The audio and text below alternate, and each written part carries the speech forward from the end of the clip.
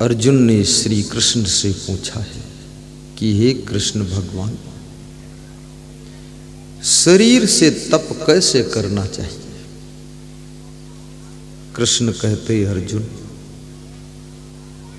भूखे रहना, प्यासे रहना, नग्न रहना, ठंडी में वस्त्र ना पहनना,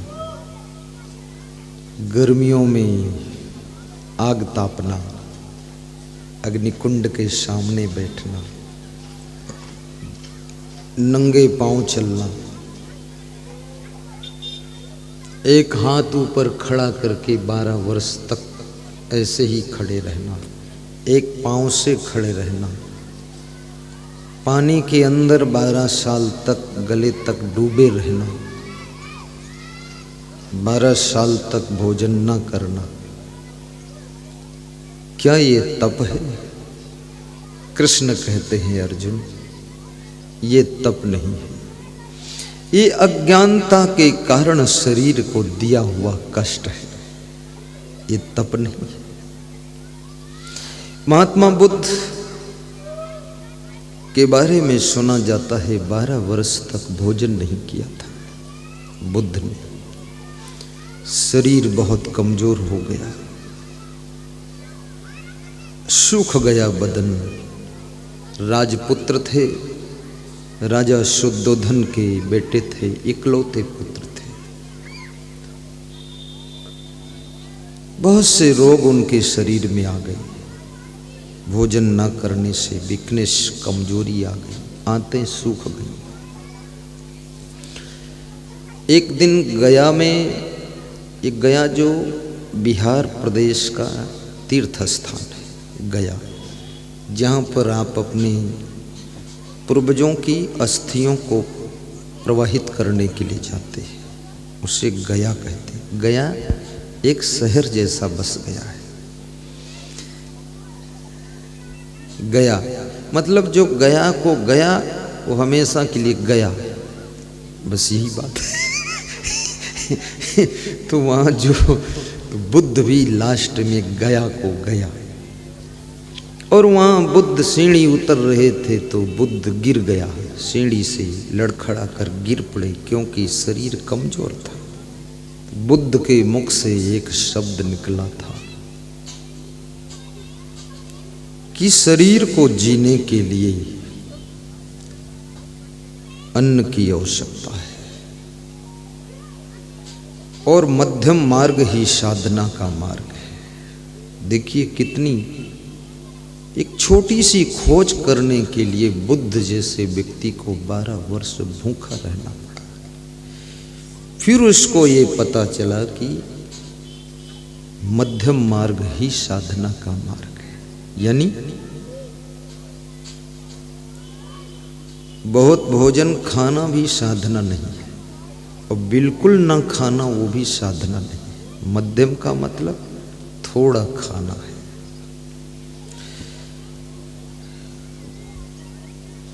बिल्कुल कपड़ा ना पहनना वो भी साधना नहीं है, और बहुत कपड़ा पहनना वो भी साधना नहीं। बिल्कुल चप्पल जूता ना पहनना वो भी साधना नहीं है, और 700 चप्पल पहनना, हर घंटे में चप्पल बदले, वो भी साधना नहीं।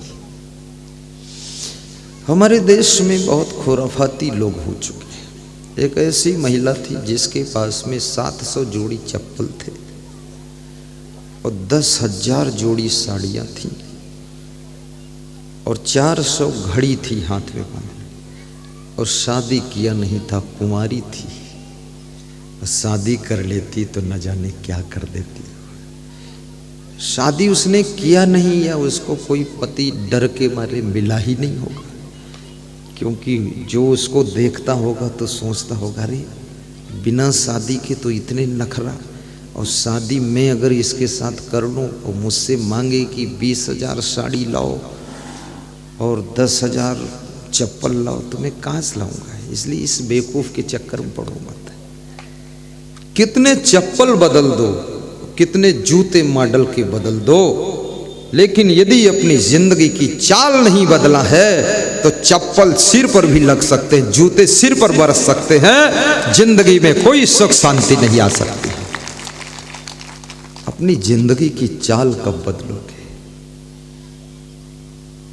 कितनी महिलाएं इतनी महान हैं, उनके पास में बस 4-5 साड़ी है, उसी में काम चला लेती है। और कितनी इतनी महान है कि 200-250 साड़ी तो है ही, पूरा कमरा भरा है। उसके अंदर जाती हैं तो खुद ही कंफ्यूजन में हो जाती, कौन सी पहनूं कौन सी उतारूं। 2-3 घंटे उनको सजने धजने में लग जाता है। सजनी सज के चलो ससुरे, वहां भैंसा बैठा है। ये सब नाटक में क्यों फंसे हो जाता है? कोई कपड़ों से यदि सुंदर हो जाता तो जो कपड़ा फैक्ट्री का मालिक है वो तो सब कलर के कपड़े पहन लेता। मुझे टाटा परिवार का एक व्यक्ति मिला, साधारण बुशर्ट पहने था और साधारण पैंट। तो मैंने कहा क्या परिचय है? बोले टाटा की फैमिली का पोता हूँ। तुमने कहा बहुत साधारण पहने हो। बोले इस पर ध्यान ही नहीं। तुमने कहा किस पे ध्यान है? बोले एक फैक्ट्री और नई लग जाए इस पे ध्यान है। तुम्हारा ध्यान कहाँ है? यानी ऐसे कपड़े भी मत पहनो जो कोई तुमको पागल कहे, ऐसे भी मत पहनो फालतू कपड़ों में ही उलझे रहो। मध्यम मार्ग है। 5-6 साड़ी रखो, कोई हर्ज नहीं, 10 भी रख लो ठीक है, लेकिन 10,000 तो थोड़ा अति हो गया।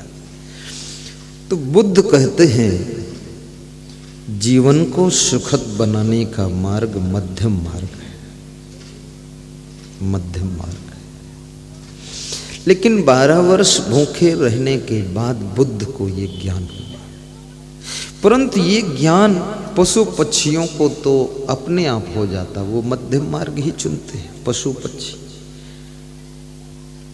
कोई पंछी है पशु है, उसके सामने तुम खाने के लिए रख दो, अगर भूख नहीं तो नहीं खाएगा, और भूख है तो खाने के लिए वो ढूंढेगा कहीं कुछ मिल जाए। लेकिन मनुष्य एक ऐसा प्राणी है जो बड़ा बुद्धिमान है, ज्ञानी है, लेकिन मनुष्य इसके सामने कुछ भी तुम खाने के लिए रख दो, इसकी भूख हो न हो, लेकिन एक गुलाब जामुन उठा के खा लेगा। और कभी कभी ये जिद कर देगा, भूख होगी तो भी नहीं खाएगा, भूखा बैठा रहेगा। ये मनुष्य जीवन में बड़ा उपद्रव है। कितनी बहुएं थोड़ा सा रूठ जाती हैं ससुराल में, 5-5 दिन भोजन नहीं करती है। सास ससुर को बिल्कुल भूकंप लाकर हिला देती है। घर में वही चर्चा सुबह से शाम तक होती है, बहू ने खाया नहीं खाया नहीं खाया नहीं। तो कोई पूछता क्यों नहीं खाया, क्यों नहीं खाया? अरे बोले वो रूठ गई इसलिए नहीं खाया, इसलिए खाया। तो मना लो फिर उसको, तो मनाने में 10-5 दिन खराब हो जाते हैं। ये कौन बहू है? ये बहुत वैधी बहू है, बुद्धि नहीं है। अरे झट से खा लो, फट से उठ जाओ, कोई कुछ कहे भी दे उसको भी सुनकर सह लो। ये छोटी छोटी बात में गाल ना फुलाया करो, नाराज ना हुआ करो, रूठा ना करो और दुखी ना हुआ करो। याद रखना, दुखी होने से भी बुद्धि की कुशाग्रता कम हो जाती है, नाराज होने से बुद्धि का इंटेलिजेंस भाग कम हो जाता है, और नाराज होने से बुद्धि का स्मरण कम हो जाता है। और याद रखना, यदि किसी से ईर्ष्या करोगे तो भी बुद्धि कम हो जाएगी, और निंदा किसी की करोगे तो भी आपकी बुद्धि खत्म हो जाएगी। निंदक की वाणी तेजहीन हो जाती है, और दूसरों को उपद्रव में फंसाने वालों का जीवन पूरा तेजहीन हो जाता है। इसलिए कृपया इस झंझट में मत पड़ो। सासू कुछ अच्छा कहे तो धन्यवाद दो, सासू कुछ बुरा भी बोल दे तुमको तो मुस्करा दो, और सासू के पैर छू लो कि सासू तू धन्य है। मेरी माँ भी इतनी टाइट नहीं थी जितनी टाइट तू है, तेरे साथ में राइट हो जाऊंगी, पूरा व्हाइट हो जाऊंगी। अगर आपको कोई अनुशासन करने वाला टाइट मिल गया है और उसके अनुशासन में तुम टिक गए तो समझ लेना तुम्हारी जिंदगी पूरी व्हाइट हो जाएगी, राइट हो जाएगी, और जिंदगी में फिर कहीं भी कभी भी कोई कांटे नहीं बचेंगे। कांटों की राह भी फूलों की राह बन जाएगी। इसलिए माता पिता टाइट करते हैं थोड़ा सा, बच्चे बड़े नाराज हो जाते हैं, लेकिन उनका टाइट करना तुम्हारे लिए बड़ा सुखद होगा। कभी कभी सासू भी बहू को टाइट करती है। अब तो खैर कलयुग में धीरे धीरे उल्टा हो रहा है, बहुएं ही सासुओं को टाइट कर देती है। सब सासें जो है गर्दन झुकाकर सुतुर मुर्ग की तरह पड़ी है कि देवी जी बचा देना, जेल न भेज देना भाई, दहेज प्रथा मत लगा देना। बहुओं के पास में ये बड़ा खतरनाक अस्त्र है दहेज प्रथा। क्या करोगे तो? लेकिन जो महान आत्मा की बहू है, स्त्री है, नारी है, कभी अपने पति के ऊपर केस नहीं लगाती है। और समझदार पति कभी अपनी पत्नी को सताता नहीं है, उसकी चक्कर में नहीं पड़ता, परेशान करे। और बुद्धिमान सासू अपनी बहू की गम पहले से खा लेती है, और ना समझ ननद बहू से टक्कर ले लेकर के संग्राम खड़ा कर देती है। और याद रखना, विवेकवान ससुर बहू को भी धन्यवाद देता है कि मेरे घर में लक्ष्मी लाडली आई है। वो जानता है मैटर बिगड़ने ना पाए, होशियार है। और याद रखना, इस दुनिया में बिल्कुल शुद्ध तो कोई मिलेगा नहीं, कुछ न कुछ त्रुटि रहती है।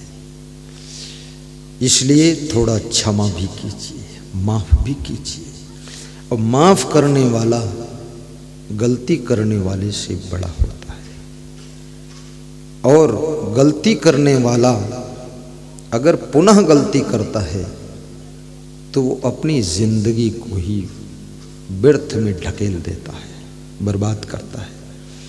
एक बार गलती हो जाए उसे गलती कहते हैं, और बार बार गलती हो तो उसे फिर अपराध कहते हैं। और जब गलती अपराध बन जाती है तो वो दंड लेकर आती है, फिर आपको दंड भुगतना पड़ता है।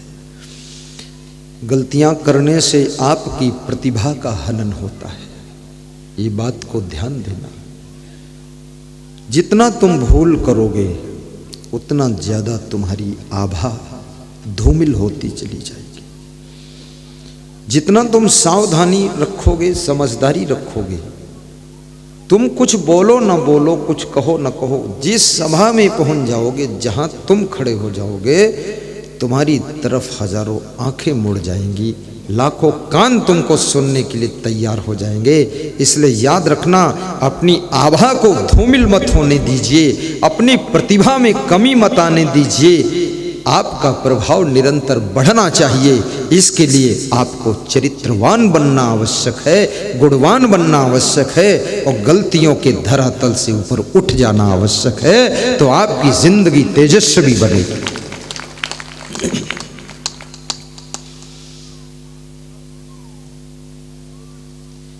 अगर गलती रुलाती है तो राहें भी दिखाती है। ये कितनी महिलाएं ऐसी हैं, इनसे गलती हो जाती है तो ये चुपके रो लेती है।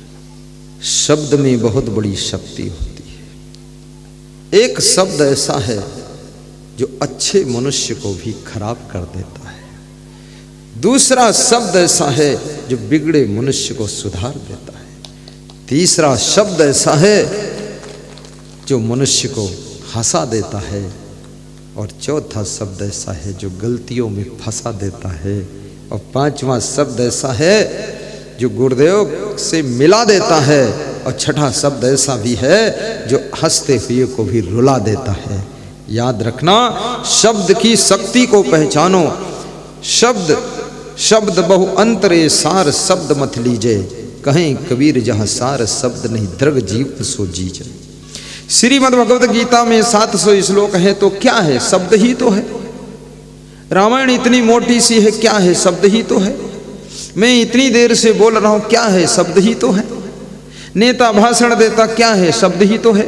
सुबह से शाम लेते तक तुम पति पत्नी बोलते हो, शब्द ही तो है। दुकानदार ग्राहक से बोलता, शब्द ही तो है।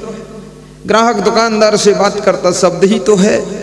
याद रखना, पूरा खेल बचपन से लेकर के मरने तक शब्द का ही खेल है। और जिसने शब्द बोलना सीख लिया उसका कोई काम रुकता नहीं है, और जो शब्द बोलना नहीं आता है उसका काम कभी चालू होता ही नहीं। टीचर स्कूल में क्या करता? शब्द ही तो बोलता है। पुलिस के लोग कंट्रोल करते, शब्द ही तो बोलते हैं। इसलिए कबीर साहब कहते हैं, शब्द समारे बोलिए, शब्द के हाथ न पाऊं, और एक शब्द औषध करे, एक शब्द करे घाव। तुलसीदास ने कहा है, अगर बोलने से खतरा है तो मत बोलो, फिर चुप रहो। मौन का भी महत्व है। केवल बोलने से सफलता नहीं है, मौन में भी सफलता है। इसलिए जो सासु बुद्धिमान है वो घर में ज्यादातर मौन रहती है, कम बोलती है। क्योंकि अब बहू आ चुकी है, अब उसको थोड़ा बोलने का मौका दो। मैं जब आश्रम पर आया तो मेरे गुरुजी ने 1 साल बाद मुझको बोलने के लिए कहा, तो मैं बोल नहीं पाता था। तो गुरुजी ने कहा, बहुत बड़ी आशा थी, इतना पढ़े लिखे, पोस्ट ग्रेजुएट करके आए हो और बोलते नहीं हो। तो मैंने कहा, बोलता क्या गुरुदेव, शर्म लगती है। तो बोले, शर्म क्यों करते हो? कोई गलत कर्म करे उसको शर्म करना चाहिए, तुम तो बहुत पवित्र हो। धीरे धीरे गुरुजी ने हमसे कहा, तुम बोलो। तो जब मैं बोलने लगा तो बोलने से पहले मैं गुरुजी से बोलता था कि गुरुदेव आपको सुनाएंगे। बोले नहीं, आप ही सुनाओ।